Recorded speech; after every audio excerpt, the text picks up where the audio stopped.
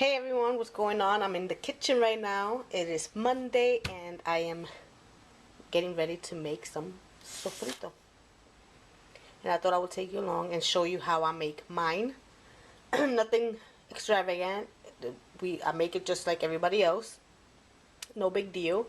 And I have here some I have here some cilantro. I have here culantro, some garlic, onions. I got a white one and a yellow one. I got a green and red pepper, and I got some ajiles dulces, and that is about it. And if I need to add oil, I will add the oil, but I don't think I'm gonna need it because the onion and the garlic and mostly all of this renders out water, so I don't think I'm gonna need the oil. If I do, I'll just add it along. I'll add some vegetable oil or some olive oil, whatever I have in hand, and that's about it. And I just blend it all together. Well, I use my food processor, which I'm gonna show you in a minute. But what you need to do is make sure that you clean out the cilantro and the culantro. Rinse it out well under some cold water. Just rinse it out very well because those are really dirty. And the same thing, I'm going to cut the pepper up, take out the insides, clean that up, wash it up. I have the garlic there already peeled. I buy it peeled. I hate peeling garlic, so I'm going to cut the onions in a few pieces. You don't need to finely chop it, just roughly cut it into the same size pieces. You don't want nothing too big. And the same thing with the ajiles, just cut them up and clean out the inside, and that's it. And I'll meet you back so I can show you how I put it all in the blender. Alright, so here I have my food processor. I cut up the onions into small pieces. I diced up all the peppers, and I have the culantro and the cilantro there waiting, and the garlic here also. So I'm just going to start throwing everything into basically all you have to do is that. Just throw everything inside the food processor, a little at a time. So a little bit of the garlic, just throw it in there. You don't have to chop it up because it's strong enough to the food processor is strong enough to do it itself. So that's why I use the food processor instead of a blender. I'm gonna throw some onion. Now, two of my favorite ingredients to cook with in the kitchen are garlic and onion, and that's why I'm using two different onions here. Oh, a piece of onion just flew away. It didn't want to join this party, I guess. So I'm just gonna throw some onion in there, and then everything else, of course. I'm gonna throw some pepper, the sweet little peppers also throw in there. Let me grab this over here so I can have it close, but you get the picture. Just start throwing everything in there. Grab a whole bunch of the cilantro and put it in there. A bunch of the culantro. Everything is nice and clean. So I think that's good enough.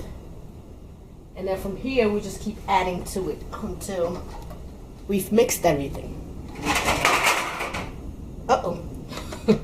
Something went flying. So this is how you close it here. Lock it up. And then we're going to start pressing the power, and then we're gonna, which one do I want to use, the blend or the crush? The blend, I guess. It's gonna get loud in here.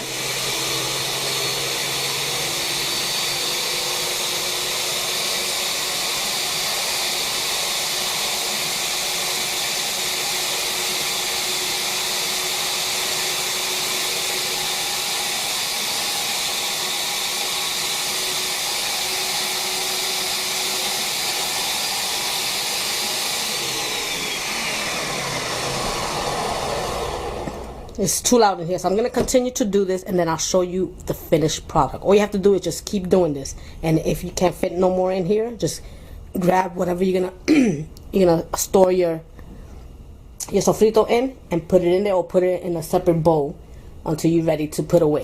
And I'll meet you guys back, and I'll show you what it looks like. Check it out, y'all. This is what your sofrito will look like. Now I have here another bowl. So that's a whole lot of sofrito that's done. So my suggestion to you is, let me show you. You can store it in something like this. You can get these in a 99-cent store or any type of department store where they sell food storage like this. Let me open it up. This one brings 3 for $1. You can get it. I picked it up at my local 99-cent store. So you can use these. They come with the seals, and freeze it, and it'll last you longer. Now, if you are someone who likes to cook all the time and you need the sofrito almost every day, I suggest you take an ice tray and pour the sofrito into the individual little slots here and just freeze it like that, and make sure you cover it with some plastic wrap or something like that, so it doesn't get freezer burn or anything like that. But you freeze it, and then what you do is, in these same containers, you take those little frozen cubes of sofrito and you store them in here. That way when you need to cook, you just take what you need. Because if you freeze it like this, just by itself like this in here, if you pour the mixture in here, then it's going to be hard for you to scoop out because it's frozen. So that is my suggestion to you. That's just what I'm going to do. And I'll show you guys, which will be probably tomorrow, what they look like once they are cubed and inside my little containers. You can either put them in the containers like this after you freeze them in the ice trays, or you could take a Ziploc, I can't even speak, bag, and put them in there and put them in your freezer. So yeah, that's how you make sofrito. Very simple and easy. All you have to do is go to the supermarket and get all the ingredients that you need to put in there, and then in your food processor you blend it all up together. That's it.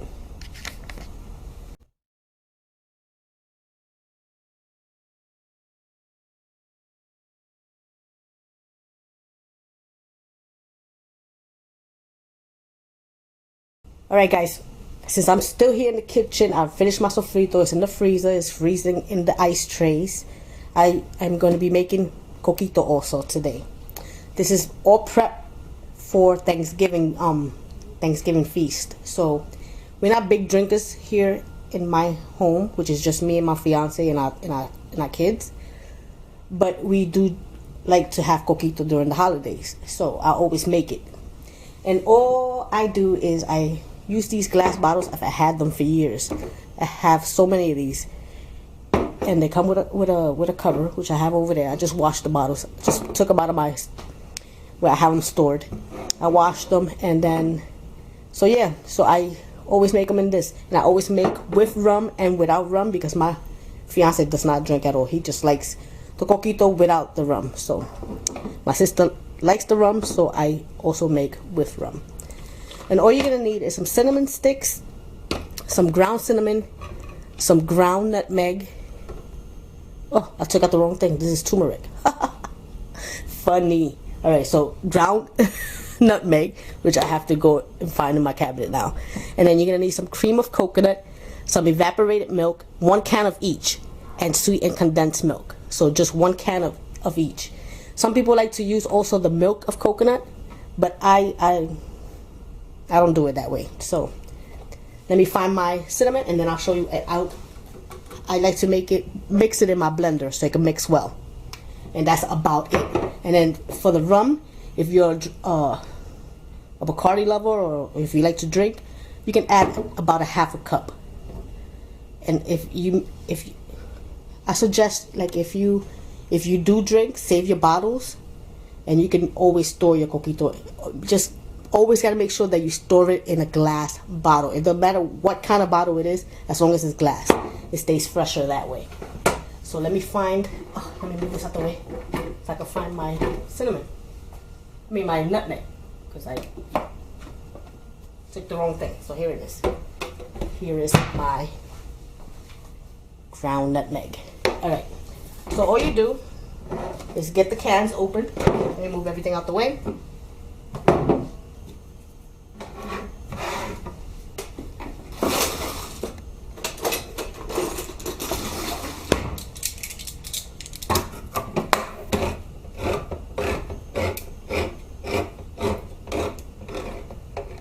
And all you're gonna need is about I'll say a teaspoon or a tablespoon of cinnamon. Depends on how much you like or dislike cinnamon. If you don't want it, then leave it out. And for the cinnamon sticks go straight into your bottle. You just put 1 or 2 or 3. I like cinnamon, so I'll put 3 cinnamon sticks in here, and then I'll pour the Coquito in there. And for the nutmeg, a little bit, just like a 1/4 of a teaspoon or 1/8 if you prefer less. So I got all my cans open, and the first one I'm gonna pour in here because this one, you know, is pretty thick. So I'm gonna pour that one first, so it don't splatter too much.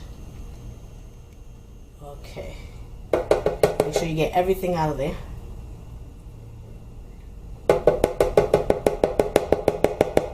So that's the cream of coconut. Then I'm gonna add the sweetened condensed milk. Let me get a spoon so I can make sure I get everything out of this can. I love sweetened condensed milk. You use this also to make flan and various desserts that you can make with it. You can turn it into dulce de leche. Delicious. Which I love Dominican cake with dulce de leche. I made that before. So good. So there is my sweetened condensed milk.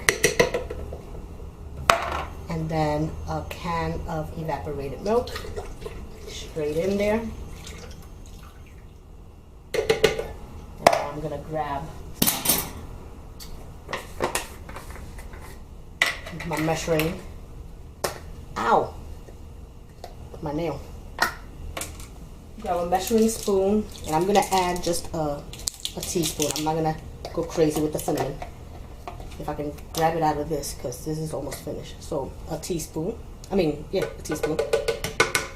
Pour it right in there, and I'm gonna add a 1/4 of a teaspoon of the nutmeg. As you can see here. Okay. And then all you want to do, you don't add the liquor yet. Mix this well first, and then you add the liquor later. So I'm going to close this up. Isn't this closer? There. And I'm going to blend it really quick.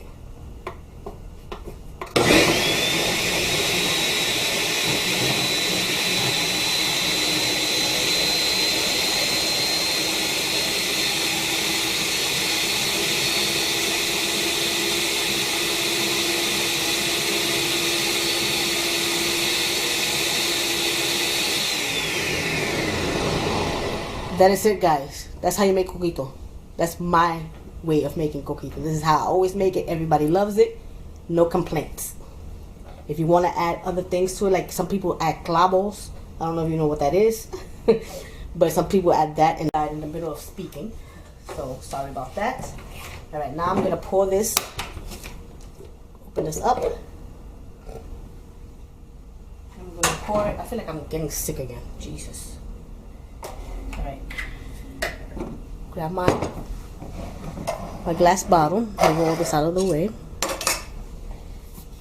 Grab this blender. I'm just going to start pouring it in there. Just like so.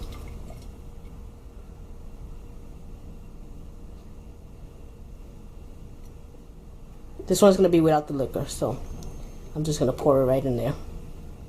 And some people also add eggs to. I don't do that.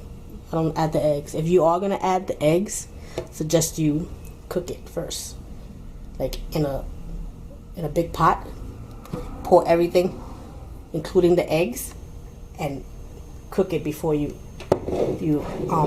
pour it into the bottles. That's my suggestion. If you're gonna add eggs, I don't like eggs. Oh, and I forgot to add the cinnamon sticks. Hello. Let me open this up.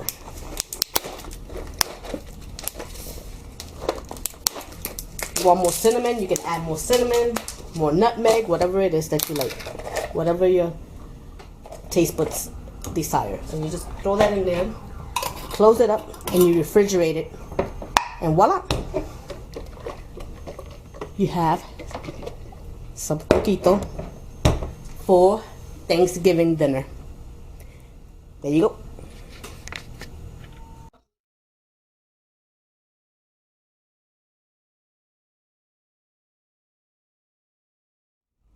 It's time to prepare my turkey for Thursday. Now, I had it in the fridge. Defrosting is completely defrosted. What I'm gonna do is I'm gonna remove it from this wrapping and clean it very well in some cold water. Gonna remove the insides. We don't use those. And then I am going to prepare it and have it ready for Thursday. So we could prepare it and put it back in the fridge until Thursday when it's time to put it in the oven. So I'm gonna show you real quick how I like to season my turkey. Now this is a relatively small turkey because it's only gonna be but a handful of us, and I'm making other more food besides the turkey. So I didn't want it to be too big and then it goes to waste. I didn't want that. But I always get it small anyway, because like I said, it's only but a handful of us. So what I did, all I did was I ran my hand under the skin to pull it apart from the breast. And then now what I want to do is with my knife. This is the Puerto Rican way of doing it. Okay, I've seen a lot of videos and the cook shows on TV. And they don't do that. They do remove the skin from the breast or whatever. They run their hand through it and they put butter on it. But that's not our way of making it. We like to poke holes in our turkey so the seasoning can go through those holes. So all you want to do is just simple. And you hear the bone, that's where you stop. And then you just take a knife and in that same space, you just stab it again, just so it could be a nice and open space. I like to put garlic, whole garlic, inside these holes. It makes the turkey so tender. You could do this to turkey. You could do this to a chicken. See, this goes right through because this is just the breast. And then we do it again, and that's it. So you're gonna just do that throughout your turkey. Make as many holes as you can, just so you can fit those so you can fit your garlic in it. That's what I like to do. So I'm just going to continue to do that in every spot I can manage. This is going to give the turkey so much flavor. The legs, everything. I did rinse this turkey out in cold water thoroughly, inside and out. And now I'm just making these holes wherever I can.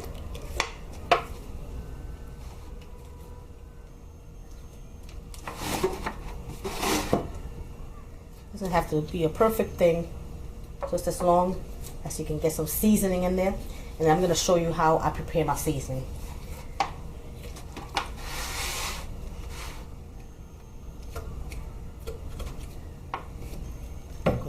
Holes already. Now we turn it around and do it on the other side as well. Alright, let me turn it back around. And you can do it on the wings as well. Nobody in my household eats the wings, I don't think. But you can poke holes in the wings as well. I'm going to turn it back around. I'm going to wash my hands and then I'm going to show you how I make my seasoning. I'm going to show you right quick what I do. Very simple. And you're going to need some olive oil or some vegetable oil if you prefer. Some adobo. I got some garlic powder and I have 3 packages of sazon. Now, if your turkey is bigger, I am not the type to measure unless I'm using a recipe. I do it by eyeball. And I take a plate, a nice sized plate like this. And I'm going to pour all my seasonings inside this plate. And then with the oil, I am going to mix it all up. Let me just open this up. So I'm just going to throw all 3 of my sazons in there. This is something that I've done for many years, since I've learned to cook. And like I said, I don't measure, I just eyeball it. So that was the garlic. Now I'm gonna pour a nice amount of adobo in there. Y'all know how we like adobo, and that's good enough. Just gonna show you. I'm gonna get a spoon. Gonna mix that in there. You can see. If you want to add salt and pepper, you can do that. I don't need to because the adobo is all purpose. It's all purpose, so we don't need the salt and pepper. I mean, in my opinion, I don't need it. So I'm gonna add some oil there, and I'm just gonna mix it until it becomes like a paste. If I need more oil, I just add more as I go, which I do. I'm just gonna show you what that looks like.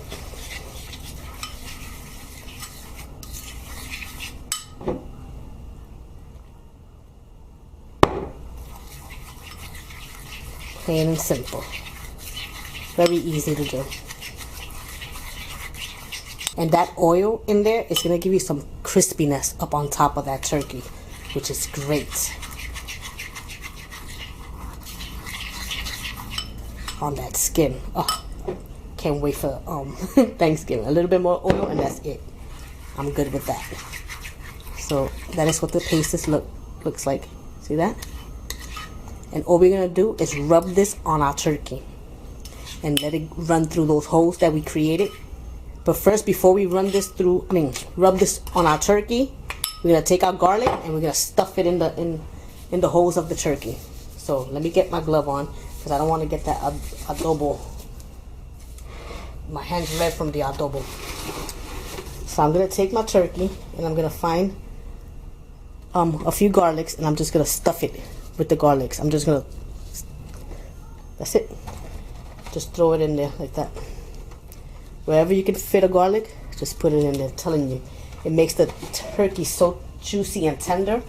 Oh, so good. And another thing also, the day that you put your turkey in the, before you put the turkey in the oven, get yourself a whole lemon, an apple, like a Granny Smith or something, some cilantro, some parsley, and just stuff it in here in this hole. Extra amount of flavor. I'm gonna do that the day of. So I have some lemon, I have an apple, I have some cilantro, I have some parsley, some fresh parsley, and I'm just gonna, and some fresh cilantro also, and I'm just gonna stuff it in there. Also, I'm gonna be stuffing it with a lot of garlic, and I'm telling you, your turkey will be so delicious. So those are just a few tips from my home to yours. I'm gonna turn it around and find another spot where I can add more garlic. Here's another spot right here. Boom. That's it. That's good enough.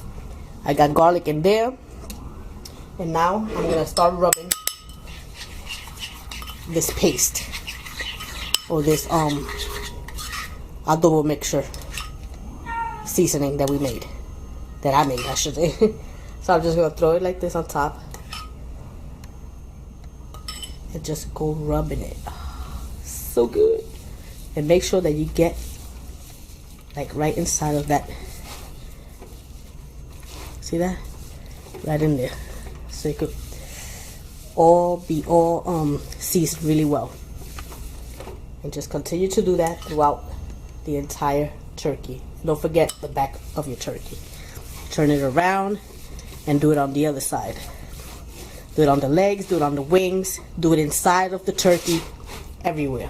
And if you need more, just make yourself some more. That's all. The same exact way. Oil, adobo, some sazon, and some garlic powder. And get inside that turkey. Oh, yes. Massage it well. And I'm telling you, it's going to be so tasty. Just everywhere. Just massage that adobo paste everywhere. You get some more. Add it here. And wear a glove like I did. That way the mess is less. Now I'm going to turn it around, just like so, and I'm going to do the same exact thing. Rub some more. Oh yeah, this turkey is going to be so good.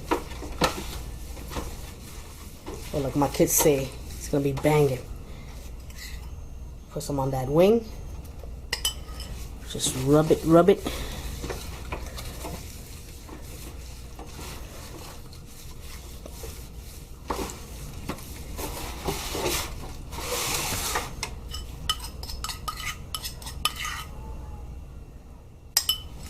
And what I like to do, once I'm done rubbing, I'm done with the paste, I'm just going to take that adobo and I'm just going to throw some over it. Just plain adobo, just sprinkle it over the turkey. A little, not much, just a little bit to make sure.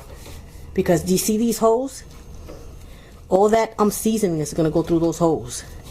It is going to give you the only amount of flavor. Make sure you grab every single inch of this turkey and you rub it. Oh, it's gonna be so good. Turn it around again. Now my garlic is falling out, but that's fine. All I have to do is grab it and put it again. Now I'm gonna put the rest of this inside of the turkey.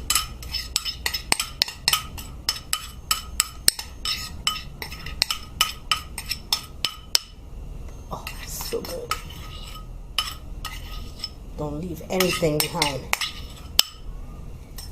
To the side, and I'm gonna go in and start rubbing inside of the turkey. As you can see, I'm only using one hand, so I don't have to get my other hand dirty, and that's fine. Make sure that skin, you go inside that skin, rub it in there, and every square inch of it. I'm gonna grab my garlic that fell out. I'm just gonna throw it back in there. And that's it. Now I'm going to take my adobo, and then, I don't know if you can see that, let me move my camera in there, but you see that seasoning that's down there? Just leave it there. On Thursday, before you put that turkey inside the oven, take all that and just pour it over the turkey, and let me tell you, yes, I want to eat now. Alright, I'm going to wash my hand. Well, take off this glove, clean up a little bit, and then I'm gonna throw adobo over the turkey. And that's basically it. You have a perfectly seasoned turkey for Thursday. Now you can do this 2 or 3 days before, and I'm doing this on Monday afternoon, so it's gonna be in the refrigerator till Thursday morning. Since this is a small turkey and we don't like to eat too early around here, so I'm going to be putting it in about 8 o'clock in the morning, and it should be done, I'm telling you, it's small, so it's only going to take like 5 or 6 hours. But I like to leave it a little longer than that, maybe 7 hours, to make sure that it cooks thoroughly, that it cooks, throughout. And you don't have to cover anything. Like, you cover it while it's in the refrigerator, but you take that cover off, that aluminum foil, you cover it with aluminum foil, put it in the fridge, and you leave it and forget it. And then Thursday morning, take that aluminum foil out. And my advice to you is to just drizzle a little bit of another little bit of olive oil on top of it, so you can get even more crispiness from that skin. Or you can even do butter if you want. You can just rub it with a little bit of butter. And yes, and don't forget to put that apple, that lemon, just like that. Just cut the lemon in half and put it in there, and then the apple, just put it in there like that, and just shove some cilantro and some parsley in there, and more added flavor. And that's it. Thanks, guys. Talk to you later.